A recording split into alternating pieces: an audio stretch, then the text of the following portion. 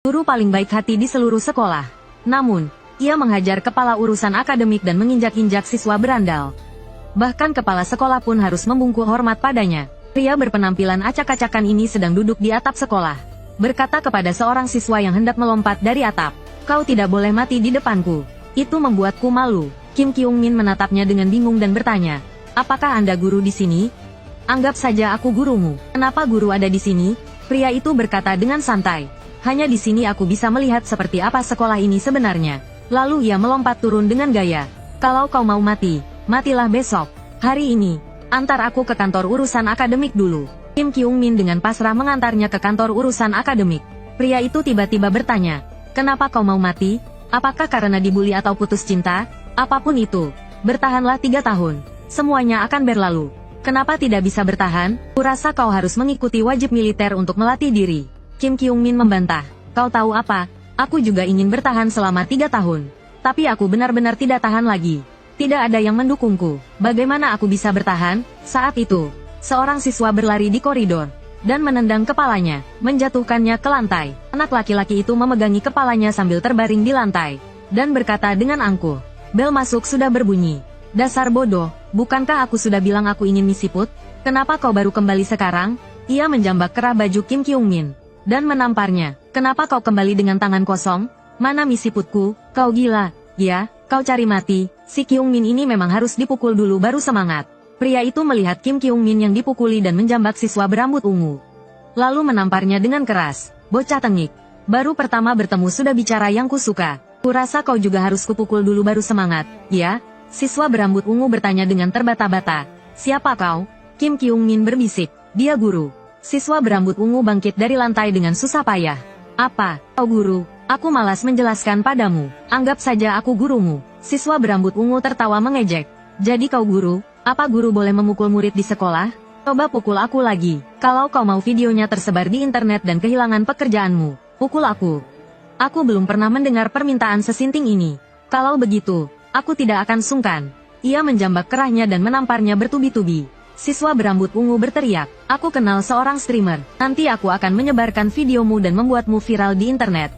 Kalau begitu, aku akan jadi terkenal. Dong, kau harus merekamku dengan bagus, ya? Yang ganteng sedikit." Sambil memukul, tangannya bergerak mengikuti irama musik. Para siswa yang menonton tertawa. Melihat bajingan itu dipukuli, rasanya sangat memuaskan. Si rambut ungu tiba-tiba berteriak dan menyerbu, "Dasar brengsek, guru sialan. Hari ini aku akan menghabisimu. Aku yang terkuat di kelas 1. Belum selesai bicara, ia langsung dijatuhkan dengan sapuan kaki. Kepalanya dijepit di pintu. Lalu pria itu mengeluarkan tongkat dan mulai memukulinya. Tongkat berputar-putar. Terangannya terdengar terus-menerus. Tak lama kemudian, melihat tidak ada gerakan lagi, pria itu menyimpan tongkatnya dan bergumam, "Apa tanganku terlalu keras hari ini?" Kepala sekolah yang berlari dari kejauhan melihat pria itu dan bertanya, "Siapa kau?" "Saya kepala sekolah di sini. Kenapa kau memukul muridku?" Pria itu dengan tenang berkata, "Saya baru ditugaskan ke sini hari ini." Ia mengeluarkan kartu identitas dari sakunya, dan melemparkannya ke wajah kepala sekolah. "Ini kartu identitasku. Roh Wajin. Dari Badan Perlindungan Hak Guru." "Apa ini? Kau tidak nonton berita? Kau tahu kan? 2 tahun lalu, ada seorang guru yang dipukuli sampai mati oleh muridnya saat mengajar. Tugas departemen saya adalah datang ke sekolah-sekolah busuk seperti ini sebagai guru. Untuk membimbing sekolah sampah seperti kalian yang menutupi kebenaran tentang kematian dengan manipulasi." Ia melanjutkan, "Kami juga punya hak istimewa, yaitu tidak ada batasan dalam cara mendidik. Ini hak yang diberikan pemerintah kepadaku." Tiba-tiba, Paro dibawa oleh kepala sekolah ke ruang kepala sekolah. Kepala sekolah langsung memberi Paro banyak pujian, dan juga memberikan uang suap yang telah disiapkan. Tapi Paro tidak terpengaruh. "Sudah tua masih melakukan hal seperti ini. Aku malu untukmu." Setelah mengatakan itu, dia berbalik dan bersiap untuk pergi. Tiba-tiba dia mengeluarkan pisau cukur dan mencukur jenggotnya sambil bertanya. Park Yun Seok yang lompat dari gedung itu, "Kelas berapa?" "Di kelas 2-5. Si rambut ungu sedang memaksa si rambut abu-abu untuk minum soju. "Ini barang bagus. Minum semuanya." Saat itu, seorang pemuda berpakaian mewah bergumam sambil padi meja, "Bereskan. Sebentar lagi kelas dimulai. Dasar bocah. Aku melakukan ini untuk kebaikanmu. Kau sendiri belum sadar, masih mengkritikku. Aku tidak peduli meskipun ketahuan guru." "Ya, guru mana yang berani menyentuh putra anggota dewan yang terhormat?" Siswa-siswa di sebelahnya sedang membicarakan siswa yang dipukuli oleh Roh Wajin. Melihat seragamnya, Sepertinya dia murid sekolah kita. Orang itu bilang dia guru dari Badan Perlindungan Hak Guru. Dia punya hak istimewa untuk memukul murid?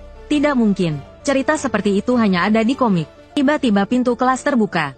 Halo, semuanya. Si rambut ungu bertanya. Siapa kau? Kalian tidak menerima pemberitahuan dari wali kelas? Wali kelas dan wakil wali kelas kalian terkena COVID kemarin. Dan harus istirahat di rumah selama beberapa minggu. Saya Rohwajin, guru sementara yang menggantikan mereka sebagai wali kelas. Ini pertama kalinya saya berdiri di podium. Agak malu. Semoga kita bisa rukun ke depannya. Melihat murid-murid yang mengabaikannya, dia tertawa dingin. Sekarang saya akan absen, agar kita bisa saling mengenal. Sambil berjalan dia memanggil. Go Kyung-chan, Kim Dong-gyu, Kim Narai, Kim Hak-jae, Ryu Jun-hyeong, Park Yun-seok. Kelas yang tadinya ramai mendadak hening. Paro memandang murid-muridnya yang cemberut dan bertanya, apakah Park Yun-seok izin hari ini? Si ungu menyindir, orang itu, karena terlalu bodoh, frustasi dan lompat dari gedung. Dia bahkan memperagakan jatuh dengan suara plak. Bukankah seharusnya kau menyelidiki dulu sebelum datang ke sekolah? Lihat, suasana kelas jadi seperti apa karenamu. Paro menatapnya yang tampak angkuh. Baiklah, kita lanjutkan absen. Park Gyeong-su, saat itu, ia melihat seorang murid perlahan mengangkat kepala. Wah, Park Gyeong-su, kenapa wajahmu semerah ini? Apa kau sakit? Si ungu menimpali. Anak itu, entah kenapa, baru saja minum sebotol alkohol di kelas. Namun Paro mencium bau di tubuh si ungu, dan menyeringai. Nak, apa kau minum bersamanya? Ia melanjutkan, baumu seperti alkohol semalam. Berbeda dengannya, biar ku tebak, karena alkoholmu semalam belum hilang. Kau takut dihukum. Jadi kau paksa Park Gyeong-su minum, kan? Si ungu dengan gugup memaki. Kau mengarang cerita. Ya, Paro dengan wajah muram perlahan melepas kacamatanya. Jadi, kau yang menyebabkan kematian Park Yun-seok dengan cara seperti ini, kan? Si ungu yang marah hendak berkata sesuatu. Tetapi Paro langsung menarik mulutnya dan menyeretnya keluar. Aku tadinya ingin mengamati suasana sekolah dengan tenang. Tapi mulutmu benar-benar busuk. Ia melempar si ungu keluar. Lalu ia memerintahkan ketua kelas untuk membawa semua murid yang mabuk ke UKS. Ia berkata kepada murid-murid yang masih di kelas. Ada 3 budaya sampah di sini. Pertama, tidak menghormati guru. Kedua, budaya perundungan merajalela di sekolah. Saat hendak mengatakan yang ketiga, si ungu yang tergeletak di lantai bangkit dan menyerangnya. Yang ia dapatkan adalah pendidikan kasih sayang dari Paro. Ia dipukul hingga pingsan. Paro kemudian memperkenalkan diri dengan gaya sok hebat kepada murid-muridnya. Aku dari Kementerian Pendidikan, seorang petugas pembimbing dari Biro Perlindungan Hak Pendidikan, Rohwajin. Aku memiliki wewenang tak terbatas untuk menghukum kalian. Dan kalian adalah orang-orang sial pertama yang dikelola sejak Biro Hak Pendidikan didirikan. Ingin tahu kenapa Kementerian Pendidikan membentuk departemen ini? Cari di internet, pendidikan legal untuk siswa bermasalah. Para siswa mulai mencari di ponsel mereka. Kolom komentar penuh dengan hujatan terhadap siswa bermasalah. Paro berkata dengan muram, semua ini salah kalian sendiri. Baiklah, karena kalian sudah mengerti situasinya. Sekarang lakukan push up. Kalian ribut saat aku absen. Tidak memberiku muka sama sekali. Kalau kalian tidak mau bernasib sepertinya, mulailah dalam 3 detik. Para siswa bangkit dan hendak memulai. Tetapi Ryu Jun-hyeong yang di meja berteriak, duduk. Para siswa yang berdiri kebingungan. Pak, sepertinya mereka lebih mendengarkanku. Bagaimana menurutmu? Paro melihat namanya di daftar hadir. Ryu Jun-hyeong, kemarilah. Tidak, tolak Ryu Jun-hyeong. Paro mencibir. Kalau aku yang harus ke sana, kau akan mendapat masalah besar. Dengan angkuh, Ryu Jun-hyeong berkata, silakan saja, serang aku. Kita lihat siapa yang akan mendapat masalah. Patua Roh tersenyum dan berjalan menuju Ryu Jun-hyeong. Kalau begitu, mari kita coba. Akan kubuat kau tahu kenapa sinar matahari begitu cerah. Tiba-tiba, ia melihat kepala sekolah dan kepala urusan akademik mengintip dari jendela. Ia langsung berjalan ke arah mereka dan meletakkan kakinya di pintu kelas. Lalu bertanya, kalian sudah tua, ngapain mengintip di sini? Kedua orang tua itu tertawa canggung. Hanya ingin mengamati dan belajar bagaimana orang dari Kementerian Pendidikan mendidik siswa. Oh ya, ada informasi penting yang lupa aku katakan. Ryu Jun-hyeong adalah putra anggota Dewan 3 Alam yang kusebutkan sebelumnya. Ayahnya dan Menteri Pendidikan juga alumni sekolah ini. Jangan sampai kau membuat masalah.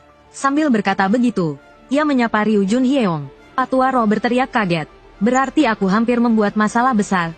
Kalau aku membuat masalah dengan Ryu Jun-hyeong, aku juga akan kena masalah, kan? Terima kasih atas informasinya. Saat itu, Ryu Jun-hyeong dan 2 anak buahnya berjalan keluar kelas dengan angkuh, menatap Patua Roh dengan ejekan. Namun, sedetik kemudian, Patua Roh langsung menamparkan wajah Ryu Junhyeong. Ia berkata kepada kepala sekolah, anak-anak seusia mereka mudah terpengaruh oleh lingkungan. Anda sebagai kepala sekolah terlalu hormat pada latar belakang mereka, makanya budaya seperti ini terbentuk di sekolah. Untuk mengembalikan kewenangan guru, kita harus menghilangkan budaya ini terlebih dahulu. Jadi, jika kalian ikut campur dalam cara mendidikku, aku tidak akan ragu untuk menghajar kalian juga. Kepala sekolah berkata dengan tergesa-gesa, Pak Kepala Urusan Akademik, cepat kumpulkan semua guru di lapangan olahraga. Ada sesuatu yang perlu diumumkan. Ryu Junhyeong yang terbaring di lantai menatap Patua Roh dengan tatapan penuh kebencian. Tak lama kemudian, semua guru berkumpul di lapangan olahraga. Patua Roh memperkenalkan diri dengan lantang. Saya Roh Huajin, pengawas dari Biro Kewenangan Guru. Saya telah mengamati sekolah ini hanya beberapa hari dan menemukan banyak masalah. Tapi saya tidak bisa mengelola semua siswa sendirian. Jadi, hari ini saya mengumpulkan kalian semua di sini, agar kalian dapat membantu pekerjaan saya. Selama masa bimbingan Biro Kewenangan Guru, kalian semua dapat melakukan hukuman fisik dan hak istimewa siswa yang sama seperti saya. Jika ada masalah, saya yang akan bertanggung jawab. Saya jamin kalian tidak akan terlibat. Sambil berkata begitu, ia membuka pintu lemari. Di dalamnya terdapat berbagai macam senjata. Para guru terkejut melihat pemandangan di depan mereka. Apakah Anda meminta kami untuk menghukum siswa secara fisik? Tanya mereka. Seorang guru wanita berkata dengan tidak tega. Meskipun siswa nakal, mereka tetap punya hak asasi manusia. Namun, setelah seorang guru maju dan memilih senjata, yang lain juga maju dan mulai berebut. Seminggu kemudian, seorang guru sedang menghukum siswa dengan tongkat golf emas. Yang lebih ekstrim lagi, ada yang membawa kayu gelondongan untuk hukuman. Namun, ada juga siswa yang membangkang. Ia tidak hanya mematahkan tongkat guru, tetapi juga mengancam tidak akan bersekolah di sekolah jelek itu lagi. Tentu saja, siswa seperti ini harus ditangani Patua Roh sendiri. Ia terlihat membawa tongkat pemukul, dan berkata sambil bercanda, "Kau masih kecil. Bagaimana bisa tidak sekolah?" Sambil berkata begitu, ia merangkul leher siswa itu. "Lebih baik kita cari tempat yang tenang untuk membicarakan masa depanmu." 2,5 menit kemudian, siswa itu didorong keluar oleh Patua Roh dengan wajah linglung. Sedetik kemudian, ia langsung berlutut di depan guru dan mengakui kesalahannya. Sementara itu, di atap gedung, Ryu Junhyeong dan anak buahnya merasa kesal dengan suasana akhir-akhir ini. Si ungu berkata dengan marah, "Sampai kapan kau mau terus begini? Cepat, lapor ke ayahmu, atau langsung bongkar semua ini ke media." Ryu Junhyeong menjawab dengan kesal, "Kau mengajariku?" Sekretaris ayahku bilang, "Ini adalah sekolah percontohan pertama Kementerian Pendidikan. Bahkan jika sampai diberitakan, mereka sudah menyiapkan langkah penanganannya. Jadi, ayahku juga sulit untuk turun tangan. Bahkan jika diunggah ke internet, netizen hanya akan mendukung guru yang menghukum siswa nakal. Jadi, untuk saat ini, kita tidak punya cara lain. Kita harus menunggu waktu yang tepat." Saat itu, seorang siswa datang ke atap. Paro kebetulan bertemu dengan Kim Kyung Min, yang dia temui di atap hari itu. Dia bertanya bagaimana kabarnya, masih jadi pesuruh mereka? Kim Kyung Min tersenyum dan berkata, "Mi ini miliknya. Berkatmu, sekarang tidak ada yang berani menggangguku. Meskipun hari-hari baik ini tidak akan lama. Setelah Anda datang, para siswa nakal memang menjadi lebih tenang. Tapi aku tidak yakin mereka akan berubah." Paro menepuk punggungnya sambil tersenyum dan berkata, "Jangan pesimis begitu, nak.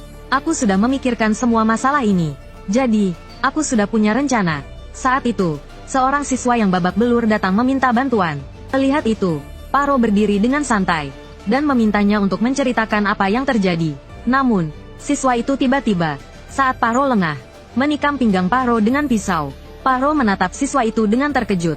Ternyata, waktu yang tepat yang dimaksud Ryu Junhyeong adalah memaksa siswa untuk menikam Paro. Jagoan sekolah menjadi korban perundungan. Tidak hanya dipukuli dan dihina setiap hari, sistem perundungan yang ia ciptakan juga diterapkan padanya, dan penyebab semua ini adalah karena dia memprovokasi guru yang salah. Barusan, Ryu Junhyeong memaksa seorang siswa untuk menikam Luo Huazen. Namun, Paro menatapnya dengan tenang, dan meraih pergelangan tangannya sambil berteriak, "Kalau sudah pegang pisau, tusuk yang benar." Dia menyeret siswa itu ke ruang gelap, lalu membuka bajunya, dan memperlihatkan tubuhnya yang penuh luka tusukan. Dia mengeluarkan kotak jarum dan benang dari laci, dan melemparkan cermin kecil ke siswa itu. "Lihat lukanya baik-baik." Lalu, di depan siswa yang tercengang, dia mulai menjahit lukanya sendiri. Setelah selesai, dia berbalik dan bertanya, "Siapa yang menyuruhmu melakukan ini? Tusukanmu tadi tidak ada niat membunuh sama sekali. Ku tahu kau pasti dimanfaatkan." Namun, siswa itu tetap tidak mau mengaku ada yang menyuruhnya. Detik berikutnya, Paro mengambil pisau kecil di atas meja dan menusukkannya di antara jari-jari siswa itu. Pikirkan baik-baik, ini percobaan pembunuhan. Bisa-bisa kau dipenjara beberapa tahun. Apa kau mau menggantikan mereka di penjara? Atau kau mau merasakan metode pengajaranku? Akhirnya, siswa itu berteriak. Apa yang bisa kulakukan? Aku masih ingin hidup lebih lama. Park Yun Seok bunuh diri karena tidak menuruti perintah Ryu Jun Hyeong. Yun Seok berbeda denganku. Dia pintar dan punya banyak teman. Sejak Ryu Jun Hyeong datang ke sekolah, dia sering merundung siswa lain bersama siswa nakal. Jadi, lingkaran pertemanan mereka berbeda. Namun, di kelas suatu hari, karena tidak terima ditegur guru, Yo Jun Hyeong hendak menyerang gurunya. Tetapi Park Yun Seok meninjunya hingga terpental. Ia juga memarahi Jun Hyeong. Sejak saat itu, kehidupan sekolah Yun Seok menjadi semakin gelap. Ia sering dipukuli di sekolah, dan diumumkan di grup kelas sebagai tulang kering seluruh sekolah. Siapapun yang melihatnya harus memukul kepala belakangnya. Sejak itu, aturan tulang kering berlaku di sekolah. Yun Seok tidak lagi dianggap manusia oleh teman-temannya. Bahkan, perusahaan ayahnya juga bangkrut. Hingga Jun Hyeong menginjak kepala Yun Seok, dan dengan angkuh berkata, "Kalau kau tidak tahan, mati saja." Tak disangka, Yun Seok benar-benar bunuh diri dengan melompat dari gedung. Namun, guru langsung memperingatkan murid-murid untuk diam. Polisi juga tidak menganggap Jun Hyeong, putra anggota parlemen, sebagai tersangka. Di sekolah ini, Jun Hyeong adalah raja. Setelah selesai berbicara, ia mengangkat kepalanya, dan mendapati Paro tertidur. Setelah dipanggil, Paro terbangun, dan menguap. "Seorang murid saja membuatmu ketakutan seperti ini?" Perlu bercerita sepanjang itu, ia lalu menyerahkan ponselnya. Setelah membaca pesan itu, murid tersebut terkejut. Di atap gedung, para berandal melihat tidak ada keributan di sekolah, dan tahu rencana mereka gagal. Saat itu, Paro dan murid itu muncul di atap. Murid itu langsung menghampiri Jun Hyeong, dan tanpa basa-basi meninjunya. Dua anak buah Jun Hyeong hendak melawan. Tetapi Paro langsung menangkap kerah baju mereka, dan melempar mereka. Jun Hyeong mengancam murid itu. Tetapi murid itu mengeluarkan ponselnya, dan berteriak, "Ayahmu yang anggota parlemen sudah ditangkap. Sekarang kau bukan siapa-siapa." Jun Hyeong ketakutan melihat berita itu. Ia sangat shock melihat ayah Jun Hyeong jatuh. Zi menatapnya dengan marah dan bertanya ada apa. Ternyata, Jun Hyeong bodoh di sekolah, dan sering disiksa serta dihina ayahnya. Namun, karena latar belakang keluarganya yang kuat, teman-temannya takut padanya. Oleh karena itu, ia berkuasa di sekolah. Kesenangan terbesarnya adalah melihat orang lain memohon belas kasihan. Namun, setelah memaksa Yun Seok bunuh diri, ia sebenarnya sangat ketakutan. Jika ayahnya tahu, ia pasti akan mati. Namun, di luar dugaan, polisi tidak menanyakan tentang kasus bunuh diri itu, dan hanya menanyakan tentang ayahnya. Sejak saat itu, ia menyadari, apapun yang ia lakukan di sekolah, ia akan aman berkat ayahnya. Tetapi sekarang, tanpa ayahnya, anak buahnya meninggalkannya. Tanpa ayahmu, kau bukan apa-apa. Jun Hyeong marah dan berkata, "Mana ada anggota parlemen yang masuk penjara?" Zi meludahi wajah Jun Hyeong, dan mengejek, "Aku tidak mengerti omong kosongmu." Paro keluar dari toilet, dan berkata kepada Jun Hyeong yang duduk di lantai, "Hanya karena keluargamu jatuh, mereka langsung meninggalkanmu. Lihat siapa teman-temanmu itu." Ryu Jun Hyeong berdiri dan berteriak dengan marah, "Karena kau sudah melihatnya. Kenapa kau tidak menghentikan mereka? Apa aku bukan muridmu?" Namun Patua Luo menjawab dengan datar, "Bukan urusanku. Mulai hari ini, aku bukan lagi guru di sini." Setelah Patua Luo pergi, sekolah menghapuskan hukuman fisik. Semuanya kembali normal. Awalnya, para siswa masih patuh pada guru. Namun, tak lama kemudian, budaya perundungan di sekolah kembali muncul. Tak disangka, Ryu Jun Hyeong menjadi korban baru. Dia ditendang jatuh di koridor oleh teman-temannya. Mereka mengejeknya. "Bukankah ini budaya yang kau inginkan? Memukul korban sesuka hati, tapi kau malah memakai baju bermerek, ya?" Lalu mereka mulai merobek bajunya. Namun, masalah belum selesai. Sesampainya di rumah, Ryu Jun Hyeong dipukul ayahnya hingga terjatuh. Ryu Jun Hyeong bertanya dengan takut, "Ada apa?" Ayahnya menunjuk ke TV dan berkata, "Lihat apa yang kau lakukan di sekolah." Ryu Jun Hyeong ketakutan. TV menayangkan berita tentang dirinya yang menyalahgunakan kekuasaan ayahnya untuk melakukan kekerasan terhadap siswa lain, dan menyebabkan seorang siswa bunuh diri. Tiba-tiba, seorang sekretaris berlari masuk dan berteriak, "Banyak wartawan di luar." Mendengar itu, sang ayah yang merupakan anggota dewan marah, dan memukulnya lagi. Malam harinya, Ryu Jun Hyeong yang kesal, menyiramkan bensin di seluruh sekolah, berniat membunuh semua orang yang telah merundungnya. Tak disangka, Patua Luo memergokinya, dan langsung menendangnya hingga terjatuh. Patua Luo menatap Ryu Jun Hyeong yang terbaring di lantai, dan berkata, kau benar-benar tak bisa diselamatkan. Ia menyalakan rokok dan berkata, mulai sekarang, aku akan memberimu pendidikan yang sesungguhnya.